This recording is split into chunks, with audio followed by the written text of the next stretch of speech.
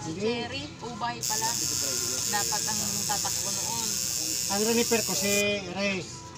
Ray ni Ate Nisi. Yun ang renifer ko noon. Ngayon, ayaw naman ni Ray. Ang renifer naman ni Ray, si Papa Lipoy. Kasi irap. Pangalawang Pero nag-a-attend din ako doon. pangalawang takbo niya na yun. Bayan ako noon, may nararamdaman ako noon. Hindi maganda. Kung wala ko nararamdaman, ako yung kasalukuyan na kilala ko itong vice chairman din. Vice chairman ako ng Peace Order. Dito. Yung mga panahon na yun, natalo ko rin yung kilala na. Lalo ko rin nakakilala.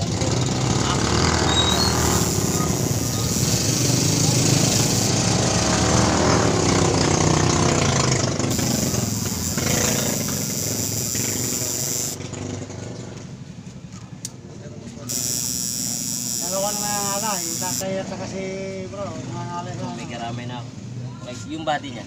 sabi nyo. Kapunta.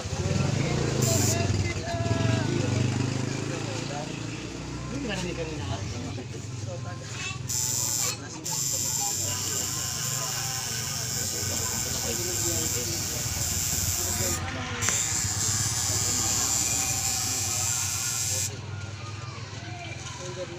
Kasi bounder na rin.